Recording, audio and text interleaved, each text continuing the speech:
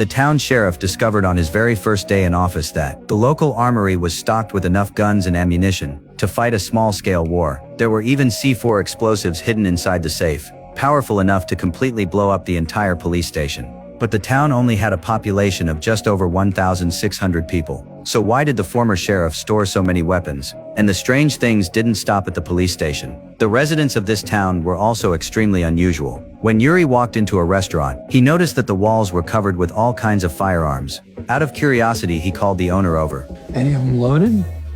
Wouldn't be much fun if they weren't, would it?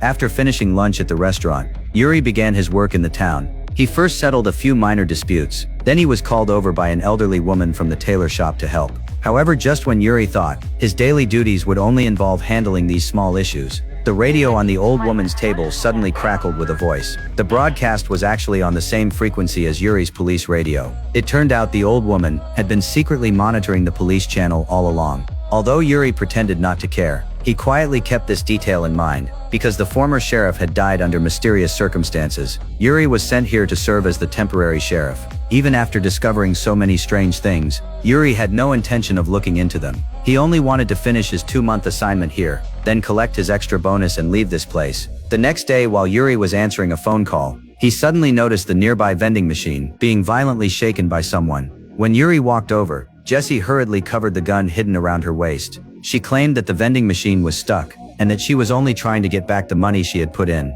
Looking at the embarrassed and nervous woman, Yuri didn't expose her lie. Instead, he paid out of his own pocket and bought Jessie some food. But around the corner not far away, someone was secretly watching them. The moment he saw Yuri, he immediately pulled back and hid. After Yuri walked away, the man finally approached Jessie. However, after the two had eaten their fill, they walked straight into the town bank and robbed it. It turned out that Jessie and Mike were not residents of the town. They were a desperate poor couple with nowhere else to turn. The reason they chose to rob this bank was because they believed the location was remote enough. But after robbing the counter, they found less than $2,000. This made Mike completely lose his patience. He grabbed the bank manager by the collar, forcing him to open the vault immediately. Although Jessie kept warning him that they were running out of time, Mike refused to listen. Just then, an elderly man inside the bank suddenly suffered a heart attack. The frightened couple immediately lowered their weapons and rushed over to help give the man his emergency medicine.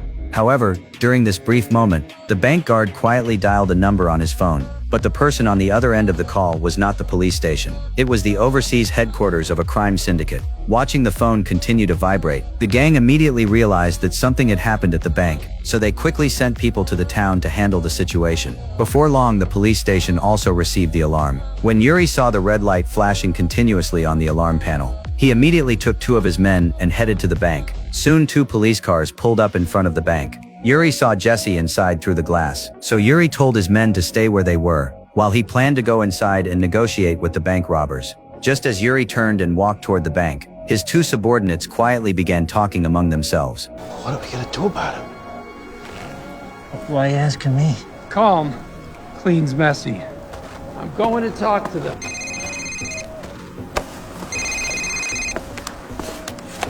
We got us a situation. Yeah, I do know what I signed up for, but... After Officer Jamie hung up the phone, he told his partner that they had been ordered to kill everyone inside the bank, including Acting Sheriff Yuri. Then Jamie directly aimed at Yuri's back. Fortunately, an accident happened at that moment. The bullet hit Yuri's bulletproof vest. At this moment, Yuri still had no idea what had happened. He loudly shouted at Jamie, telling him not to fire recklessly. But Yuri's response was a continuous barrage of gunfire from Jamie. Only then did Yuri suddenly realize that the shot just now had not been an accidental discharge. So Yuri immediately raised his gun and returned fire. But compared with Jamie's terrible marksmanship, Yuri's shooting was extremely accurate. Even though he was lying on the ground with his view restricted, he still hit Jamie's ear with a single shot. Jamie frantically lay on the ground searching for his ear, while the other officer continued spraying bullets at the bank.